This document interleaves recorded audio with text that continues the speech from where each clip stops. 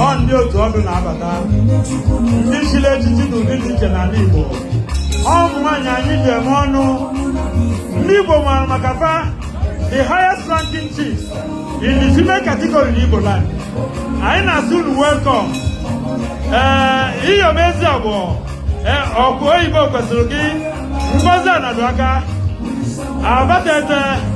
nwunye Igbudu anyị na-ekene na-asị gị nnọọ ịdị ọgọ nwaanyị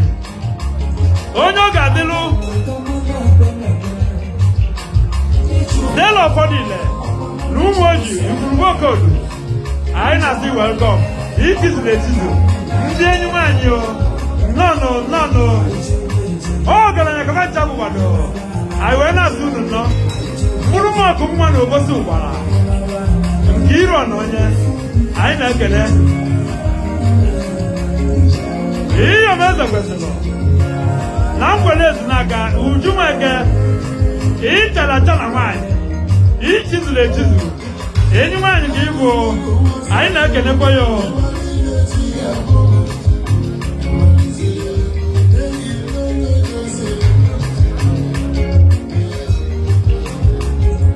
Iyom Ogbuachi nwunye ọgwọnụ nwanne oke osisi Iyom chizuru echizu nwunye isi enyi na ụmụ ojii ịkara aka na nwaanyị daalụ Iyom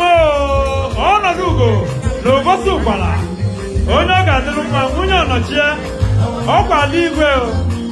nnọnụ Iyom Ochendo ọgwọnụ nwunye igwe obosi mbọsị Igwurugbo nne anyị na-ekene ya ezi nne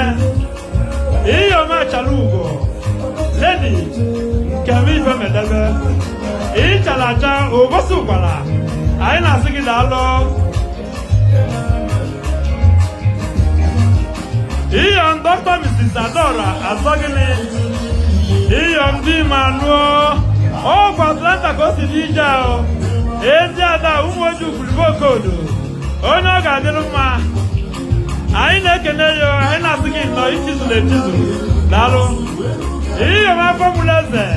na mgbede ezinaka ọgwọnụ nne omemma na mgbede ezinaka ezi nwaanyị ezi nne ọ ga-adịrị gị mma lekwanụ ndị dị na-anụ ndị Iyom niile Ogbueshi akụ na-ebi okwu na obosi ụkwara ịchara aja ugoro obodo ụmụ ojii ime ụfọdụ ile onye ọma ka ịbụ daalụ lekwa na azọ gị Igwurugbo Okodu chetara na aba eze ji ibe daalụ nwanne mmadụ anyị na-asị gị nnọọ Ugeju Ezekwesili obosi ụkwara anyị na-asị daalụ mgbọrọgwụ ọjị afọ ọkwa nkụ na protektọ ndị ichie onye ọma ka egwu daalụ ọgwụ dị na-anụ Okwesili Ezekwesili daalụ omemma Igbo niile omemma nne Igbo Iyom nwunye ya Igbo Iyom ichizuru echizu obere nwa na-ekwu efi ọnụ ka Igbo ihe ego ya ego ọkụ nwa na obosi anyị na-ekene dọkịta ọna onye daalụ ndị Iyom anyị na-abata ndị Iyom ndị chizuru echizu ndị enyi nwaanyị anyị na-asị unu nnọọ daalụ